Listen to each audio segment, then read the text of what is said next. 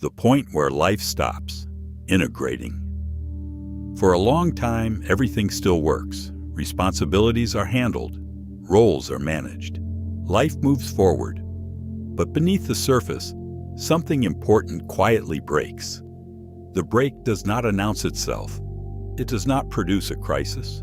It simply changes the way experience accumulates, shifting from a process that builds toward wholeness to one that merely adds weight. Researchers studying aging began noticing this point again and again. A moment when experiences stopped adding up to a whole. Stress accumulated, but meaning did not. Effort continued, but integration failed.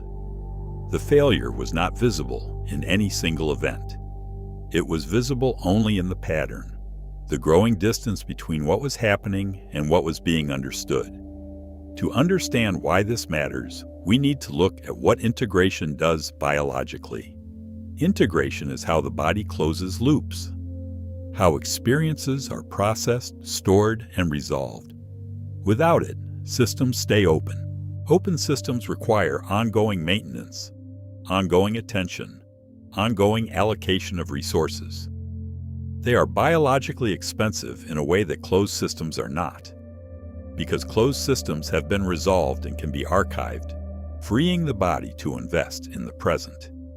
In integrated lives, challenges are absorbed, lessons settle, identity updates. The nervous system returns to baseline. In non-integrated lives, experiences stack without resolution. Each unresolved experience remains active in the body's accounting, demanding resources that would otherwise be available for repair and renewal. This creates a subtle shift. The body remains alert even after events end. Recovery begins, but never completes. Repair waits for a sense of coherence that never arrives. The waiting is not passive. It is a sustained state of biological readiness, consuming energy and preventing the deep disengagement that restorative processes require. Researchers found that aging accelerated sharply after this point, not because stress increased, but because nothing was being digested. Life kept happening faster than it could be processed. The speed was not necessarily extreme. It only needed to exceed the body's capacity to integrate, and that capacity depends on the availability of the quiet, reflective space in which processing occurs. Sleep lost depth. Memory consolidation weakened. Emotional recovery slowed. The body behaved as if it were always behind. The sense of being behind was not psychological. It was physiological, a real deficit between what the body had experienced and what it had been able to resolve. What made this point dangerous was invisibility. People felt busy, but not overwhelmed, capable, but thinner. Aging advanced quietly beneath functionality. The functionality served as camouflage, allowing the deficit to grow without triggering the alarm that would have prompted change. The moment life stops integrating is rarely dramatic. It feels like momentum. But biologically, it marks the beginning of fragmentation. And once integration fails, longevity begins responding to accumulation instead of meaning. As researchers examined this breakdown more closely, they found that integration fails when experiences arrive faster than they can be resolved. Life becomes additive instead of cumulative. The distinction is critical. Additive means piling more onto what already exists. Cumulative means each new experience builds on what came before, becoming part of a larger structure that grows stronger with each addition. When life is merely additive, the structure does not strengthen. It simply expands, becoming heavier without becoming more stable. Events happen, decisions are made, emotions are felt, but nothing fully lands. There is no pause long enough for meaning to form. The nervous system carries everything forward, unfinished. The carrying is not a choice. It is a consequence of the body's inability to close what has not been processed, and closed loops are the basic units of biological resolution.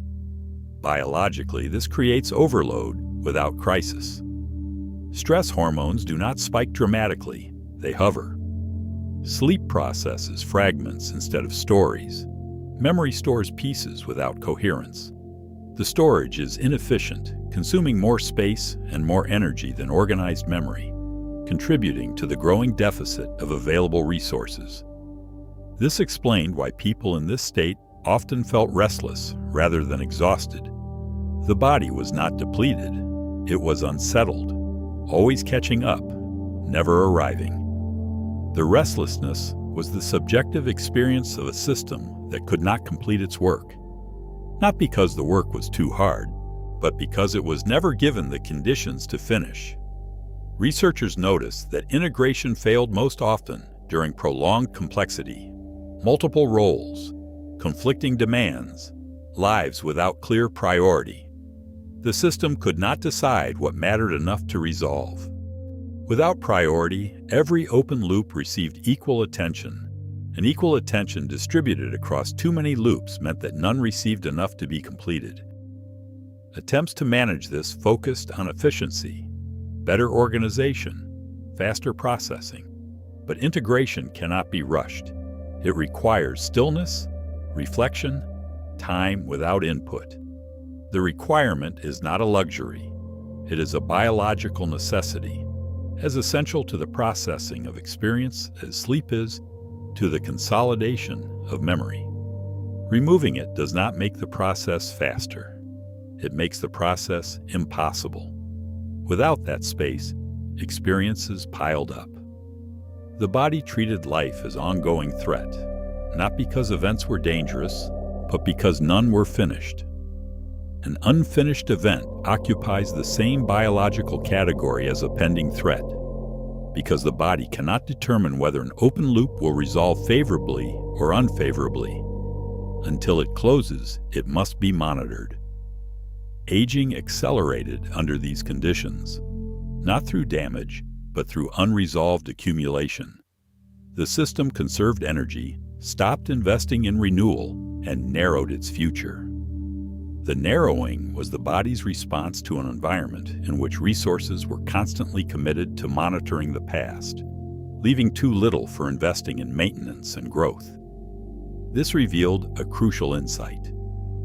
Longevity depends not only on reducing stress, but on allowing life to be digested. And when digestion stops, time begins to weigh heavier on the body with every passing day. The conflict sharpens when modern life actively prevents integration. Speed is rewarded, reflection is postponed. Moving on is praised more than making sense. The culture does not merely fail to provide integration, it actively competes with it, offering new stimulation as a substitute for the slower, quieter work of processing what has already occurred. People learn to cope by stacking experiences. One challenge replaces another. One identity overlays the last. The system keeps functioning, but meaning never settles. The stacking feels productive because it is visible.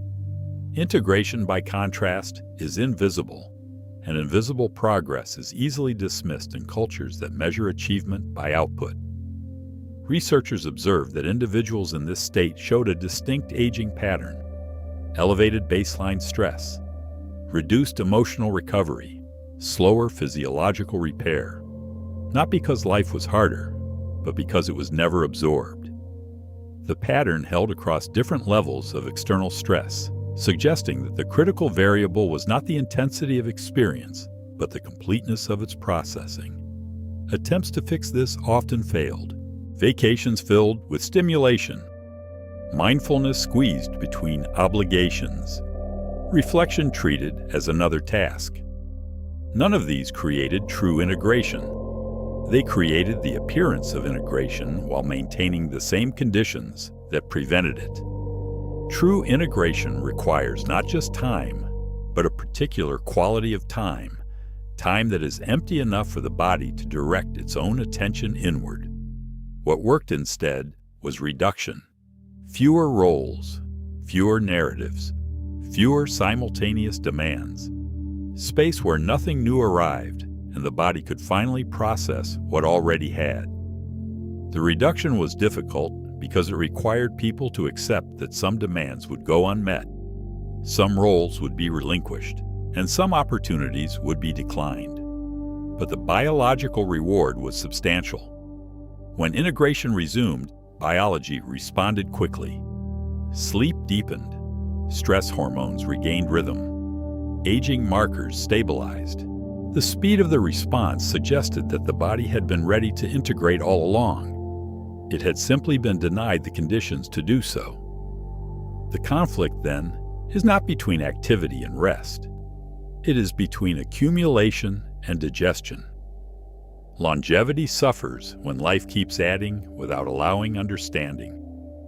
And in a culture that never stops producing experience, integration has become one of the rarest conditions of all. The climax of this story is the realization that aging accelerates when life stops making sense to the body. Integration is not optional. It is how experiences are converted into stability.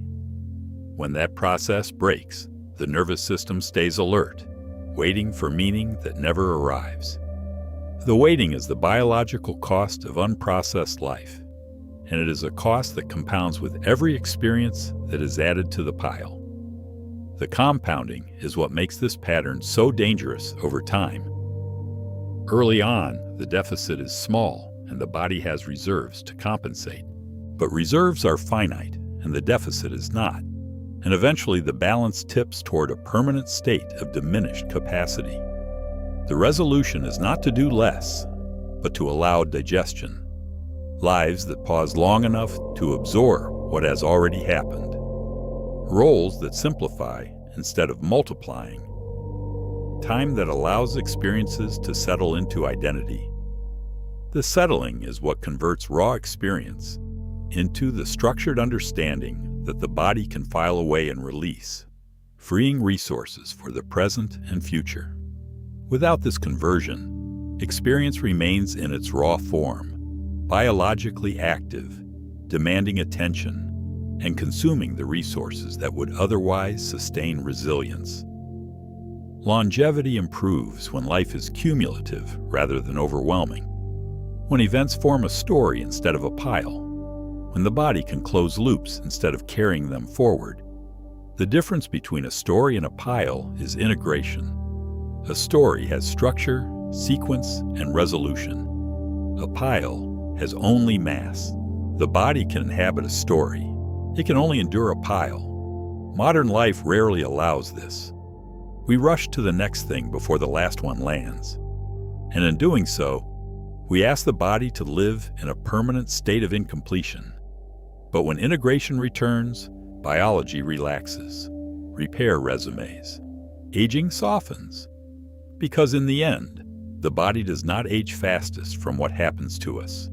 It ages fastest from what never finishes happening inside us. Subscribe to join the journey.